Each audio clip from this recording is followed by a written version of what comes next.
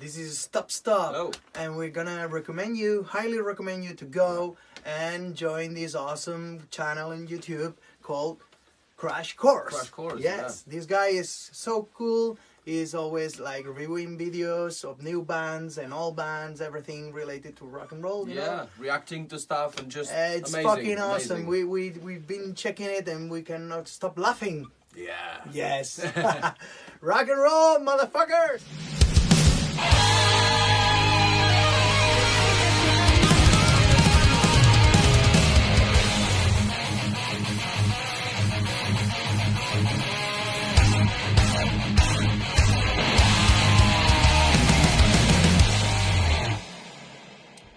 What is going on, everybody? Welcome back to another episode of the Crash Course Metal Show. I am your host, Trevor Crash Knight, and we got with us here again after a little brief hiatus here, Mr. Chris Elliott from 86 Bullets. What's going on, my man?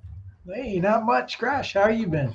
Good. So we decided to do a little Crash Course review here, and we decided on a band, a guitar player, basically, that we both enjoy, and actually Chris had the pleasure to see him live and even share a bill with him, and that is going to be here Nitro. We are going to be doing the album or a review of O.F.R., which stands for Out Fucking Rageous, which the album right off the bat totally is out fucking rageous with the singing and the guitar playing, but we will get into that. But Chris, you want to jump in real quick and tell us a little bit about the history with you and Michael and you and Nitro in general? Right. So the first time I heard Michelangelo, I'll never forget. It was back in the late 80s, early 90s, before the internet. Right? They had these things called VHS tapes, right? Now you can find it all on YouTube, right? You can watch anything you want. All those, they were instructional videos, and they would have very highly sought after by us budding guitar players and bass players and so forth. But they would have, a series of these videos, and I remember there was a music store that no longer exists, but it's down in Baltimore, and it was called Gordon Miller Music, right? And they had, you would go in there, right? And they would have their TV screens up and of the counter or whatever, and they would play like various videos and things like that. So every time I go in there, they'd have some instructional video going on. But what they did was they rented them. It was $5. Okay. You could rent any video you wanted, and you had to return it like the next day or 2 days or whatever it was.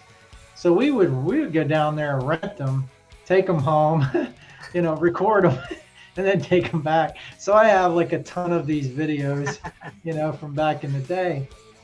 And I remember going down there to look for some new videos that, I hadn't seen yet. And there was this guy on the screen just playing this over the top, face melting shredding. I've never heard before. I was like, who is this? And he's sitting there, with the wall of Marshalls, and I'm like, man, I've never heard of it. I don't know who this guy is. Come to find out, it's Michelangelo, or Michelangelo Badio, or MAB as we call it. Yeah. And I immediately had to rent that video. Of course, of course. I had to get the instructional video, so I had that. And that was my first time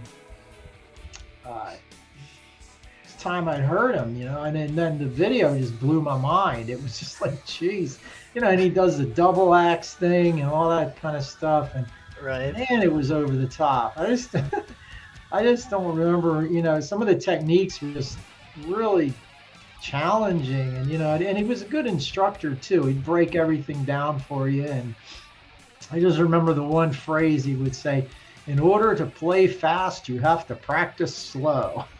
He kept saying that. I was like, okay, and there's something to that, because you got to get everything accurate before you can build all the speed to it. So that was the first time I heard him. And then, fast forward to modern day, we got a chance to open for him 86 Bullets, after we played M3. I think it was the week or two after that. And just so happens Michael was doing a clinic up at Coffee Music, which is a local music store in town.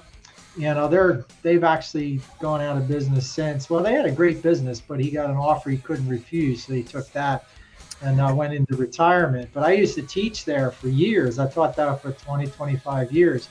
And I retired from teaching in 2005. So it'd been a while, but I still, go up there, and me and the owner were really tight and so forth. And I would buy my stuff up there. But anyway, he'd have really good clinics up there. He'd had Michelangelo would come by. He had Rick Emmett from Triumph and Doyle Dykes. I think, a lot of really good players and over the years. So he had, Michael was having a clinic the night before we were open for him. So I went, of course I went to the clinic, and our whole band went, as far as I remember. And so we waited till afterwards, and we talked to him for a while. He signed some stuff, and then we said, hey, we are opening for you tomorrow night. And he was, he's a really nice guy. He's really hyper, he's very type A and animated, he's a real friendly guy. Considered one of the premier shredders of all time. He's on all the lists, at the top, top 10 easy. As far as his technique, it's pretty unparalleled. I mean, he's, he could get criticized for not having a lot of emotion, really. And his playing is all fast, pretty much. But he's really good at it, and he does it ambidextrously, right? He plays like left-handed on the left, right. And, you have to with the four necks,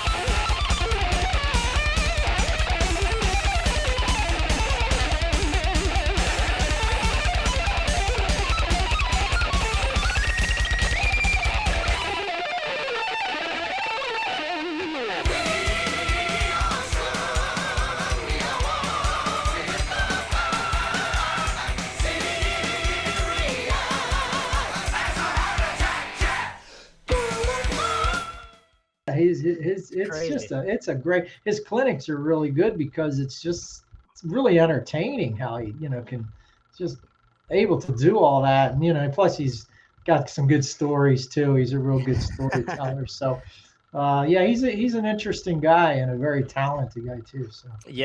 So let just to show if anyone's unaware of like Michael's playing, let me just show a quick clip here of like one of his I guess tutorials, I guess you could say, or one of the videos that he did, like in a video like what you were talking about earlier.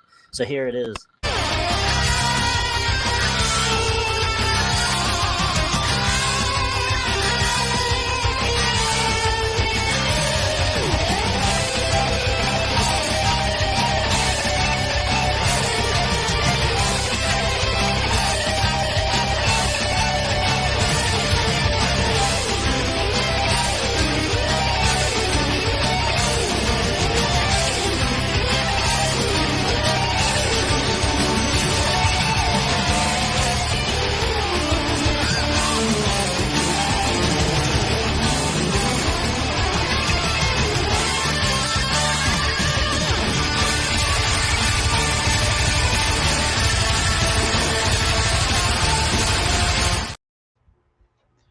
So give me a minute while I gotta get a spatula from the kitchen. I gotta peel my face off the floor after that. Yeah, that's throwing some heat right there, man. That's amazing because, I mean, yeah, you think that's like crazy, but like you get like a whole album's worth of that here with the first Nitro and the second Nitro album. But God, like with Freight Train, like the first single off this album. Just amazing. He does all that kind of like over the neck type stuff, bringing his hand around like all throughout that song, and it is crazy stuff. Now, obviously, we talked about Michael a lot, but also you have here Jim Gillette too, a very well-known singer back in the day, especially in the late '80s. he can hit all kinds of different octaves and stuff. Like he can pierce glass for the most part. I've heard stories of that as well. Just very, very good. And which one between the two on the album, who do you think gets most of the attention throughout the album? Which it's very tough because I think it's pretty neck and neck for the most part. Yeah, and he was known for Jim Gillette for a 7-octave range. I remember. Yes, amazing stuff. That's a good question, but I mean, to me, it's about, it's equal. I mean, Jim's probably got more space to roam. He's got, the guitar solos are where they are, right? A couple, I mean, Michael doesn't solo through the whole songs. He's kind of, he'll take a, main solo, maybe an outro, real standard. I mean, the music's not super complex. It's good, it's good crunchy 80s type of riffs and all that. I mean, there's nothing complex about the music, but of course, the playing it's sort of a, it sets up the spectacle of the vocals and the over-the-top shredding lead guitar playing, right. So Jim's got more space to do his thing, I guess. But I would say it's a showcase for both of them. I mean, you don't really notice the drummer and bassist that much. In fact, I listened to it through earbuds. I didn't really hear it in the car, any great stereo. It sounded like the mix was a little, the bass, it wasn't super prominent to me. It was kind of there, but and the drums were fine, but it was more of a, to showcase those two guys as far as I could tell. Right. Yeah. So, and then speaking of bass player and the drummer, that is TJ Racer and Bobby Rock that fill out the drums and bass. But yeah, so we can jump in this album here, and so it did come out in 1989 on a division of Rhino Entertainment Records. It did hit in the top 140 in the 200 Billboard charts for about like 8 to 9 weeks. So it did have a little bit of play. It did well for a short period, and the two singles were "Freight Train" and the ballad "Long Way from Home," which is a very, very solid ballad as well. Chris, we could jump into track listings here real quick. So we'll talk here roughly about the whole of side one here. You had 9 tracks total on the album. On side one, you have 4. So you start off with "Freight Train," the first single, which kind of tells you exactly what you're going to get in this album. Crazy soloing, crazy vocals, and just a quick little 10-second clip here of what "Freight Train" sounds like.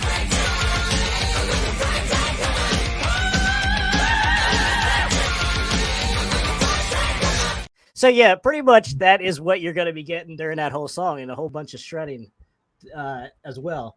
But I think "Double Trouble," the second track, is just a good groovy type. It's slowed down a little bit. It's not "Freight Train," which I think really works well. You get that real fast first song intro, and then you kind of, now it's not slow. It's more of a medium to, you could still call it, because the solo is really good too. In all these songs, the solos are good. Let's just say that. But I did want to ask you about Machine Gun Eddie here, which is the third track.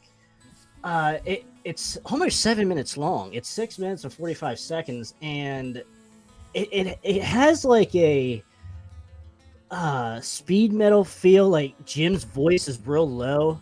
He's like growling a little bit to from what I can remember. Like, I don't know what I can really explain, because it's not like your normal hair metal. Like, normal hair metal doesn't sound like that. It's like they were trying to branch off and like saying, yeah, we can do something really heavy and hard. It's maybe something along the lines of like how we like to talk about the first Anthrax album. Something maybe a little along something that would sound like it would come off that album a little bit. But I think Machine Gun Eddie is certainly the one song that is really different compared to the rest of the songs on the album. If Is that one that you kind of remember as well? Well, I don't remember that one specifically, but I do. The one thing that jumps out at me that reminded that Jim Gillette did a lot, it was uncanny to me actually, was when he went into the high range. It sounded like King Diamond. Yeah, that's a good comparison. A lot like, I was really shocked because I didn't expect that. You know, I just, if this is like a hair metal genre thing or just an 80s, whoa, like that kind of vocal, you don't expect it to, have Merciful Fate or King Diamond influence, but it really, really sounded like that. And it did it throughout the album. It wasn't just like a one-time thing. Yeah. So I don't know if he was influenced by the King or whatever, but I don't, and I don't know as much about vocal techniques. Was he doing the falsetto like King Diamond or whatever? But it really sounded like that. So, yeah, that's a good point. So there were some definite departures from that typical '80s metal, hair metal type of ballad, whatever AOR type of sound. It was, so I definitely heard some deviations of that. Yeah, and that's a good point that you brought up, because when I put on this album, it's kind of, sure, they look hair metal, they look like one of the biggest hair metal acts that there are, but the music is not just hair metal. Sure, they have the ballad "Long Way From Home," but everything else is like, I think a thrasher would be okay with listening to this album.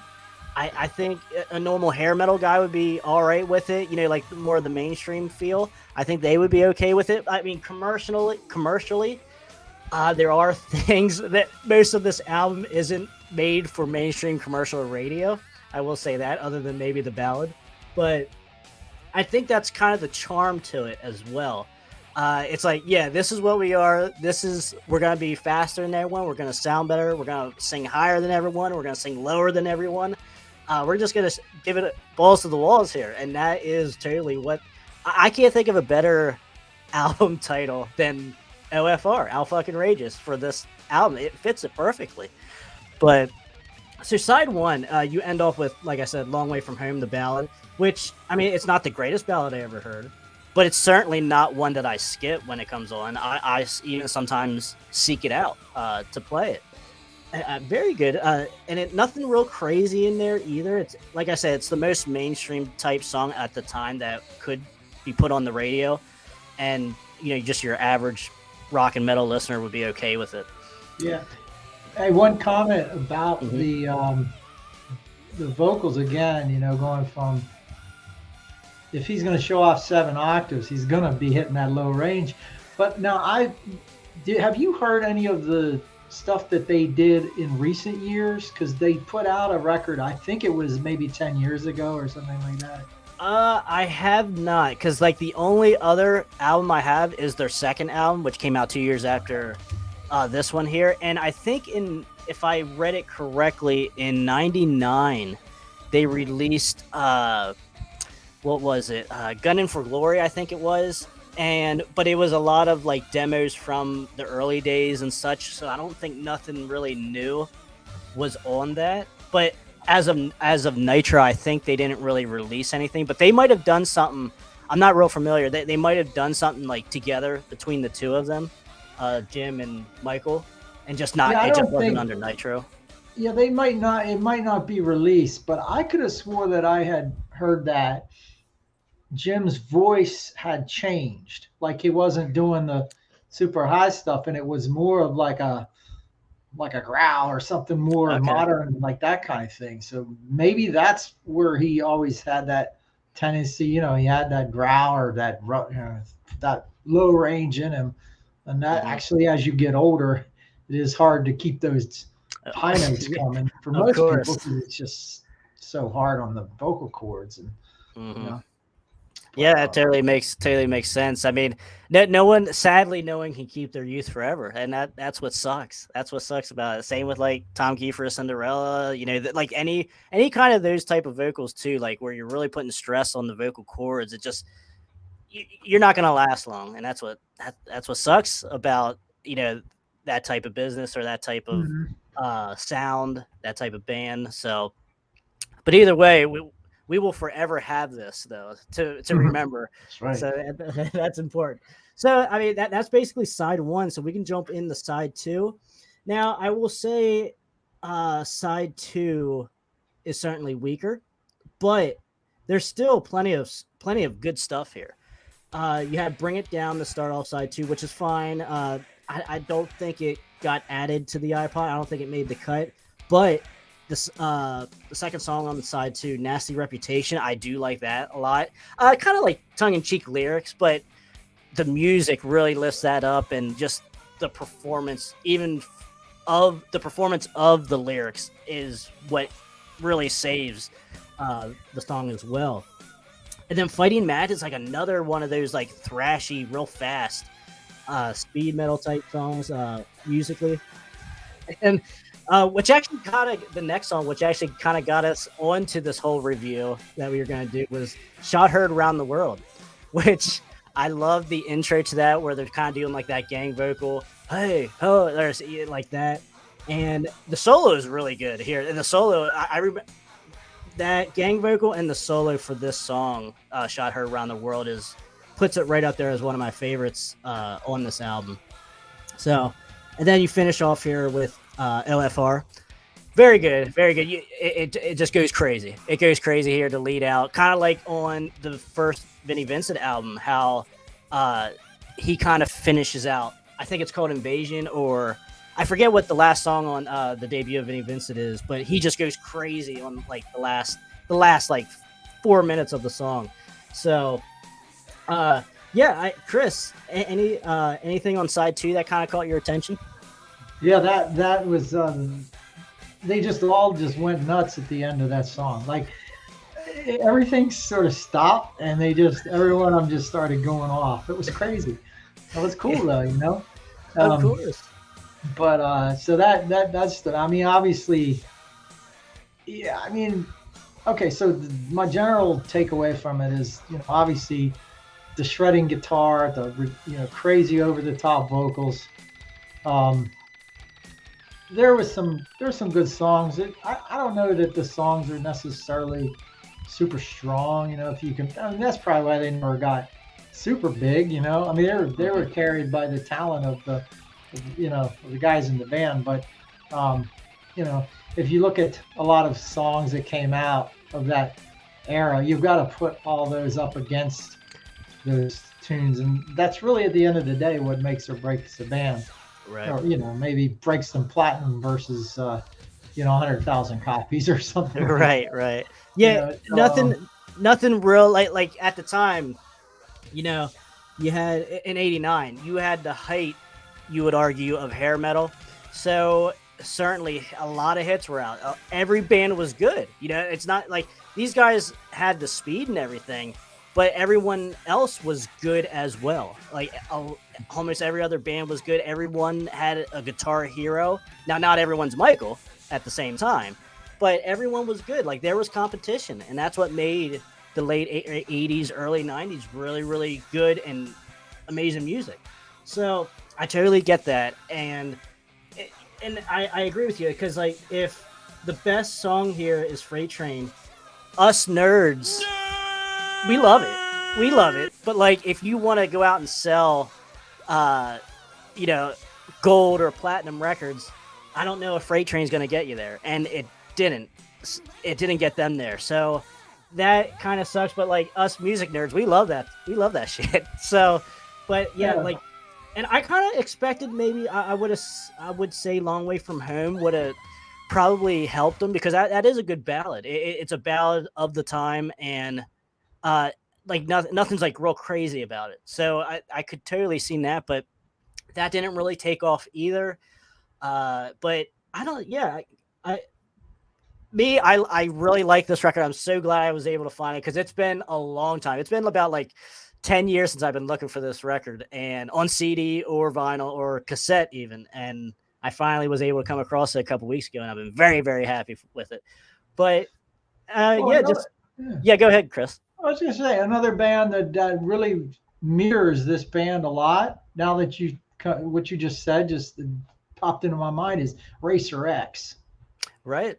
They were, I mean, you had over the top guitar playing, bass. They all could play just crazy good, right? Mm-hmm. Honestly, this I don't think. I mean, the songs weren't that great. You know, they had a few that were okay, but I mean, was it Jeff Martin? I get them mixed up. The singer was kind of like annoying, to be honest. You know, a little bit Right. with the tone. I don't know, something about it, but the playing was so good. Of course, I bought all the albums. I got all the Racer X stuff. You know, it's like, gosh, I mean, you know, as it's funny because the joke used to be as a guitar player. I remember when I was in a band back then, right? And me and the other guitar player, we would pick songs to play based on the guitar solo. All And we right. didn't care about the Yeah, song that yeah, much. Who cares what the vocals are? Hey, it's yeah. You got a just want good to shred. solo. Yeah. Let's play this. You know, it's got a good solo. Painkiller, you know, a good song, but you know, it's got a shredding solo in it, you know. So Of we course. would pick stuff that had a good start. The solo was first, you know. So you know, if you listen to it that way, um, Mm-hmm. and I think this album is it's a fun album too. You know, Right.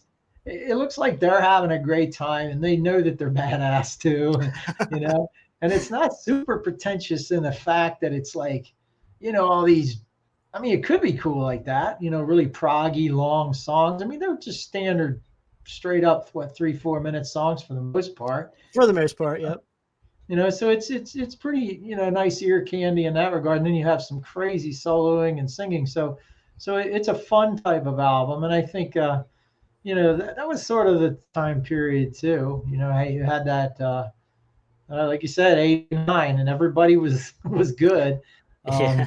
You had to be good. I mean, we would make fun of bands if they had a guitar player that sucked. You know? Yeah. Like, they suck. The guitar player is not as good as, you know, Vivian Campbell or something like that. You Right. know, you had to, you know, the singer's not as good as Dio. So, you know, there were standards that had to be met. Yeah, exactly. The bar was always high in Yeah. those years. What another little bit of a comparison that I just kind of thought of here with us explaining this album, the debut, Vinnie Vincent Invasion. This Nitro O.F.R. is kind of like the little brother that is even crazier. You know, because like in the debut of Vinnie Vincent, you do have those wild vocals of Robert Fleshman. You have the craziness of Vinnie Vincent going crazy on like almost every song. But I think Nitro kind of even goes a little bit more to the extreme on a lot of the stuff, because I could argue that there might have been one or two more songs on the debut of Vinnie Vincent that was a little bit more radio friendly than, you know, more mainstream than Nitro's debut albums of slate here. So, Chris, I think I give this album out of 5. I give it an easy 3.5, just because I love the craziness of it. That really appeals to me. It's not your normal mainstream stuff, which I absolutely really enjoy of that era, the mainstream hard rock and AOR and metal and stuff. But I always enjoy seeing the extreme talent on this album. So 3.5 Yeah. out of 5 for me.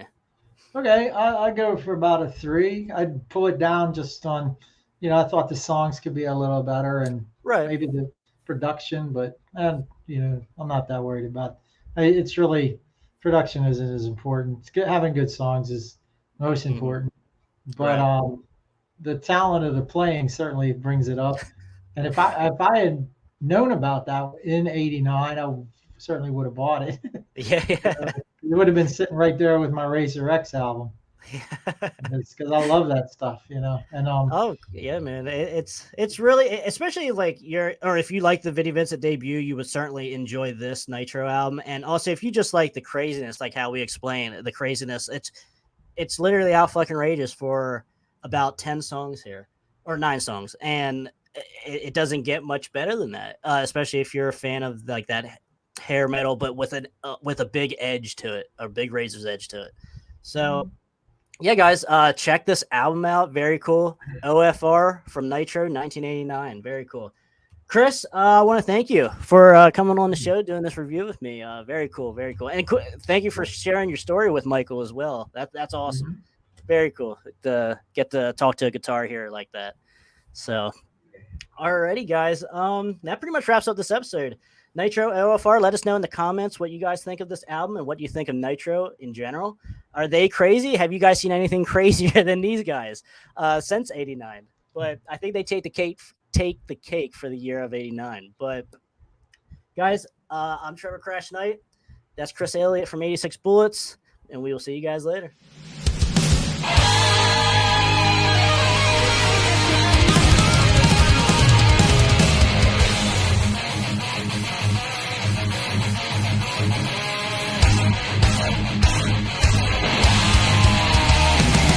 Yeah, I wrote that. It's called I Want to Rock Your Body. And then in parentheses it says to the break of dawn.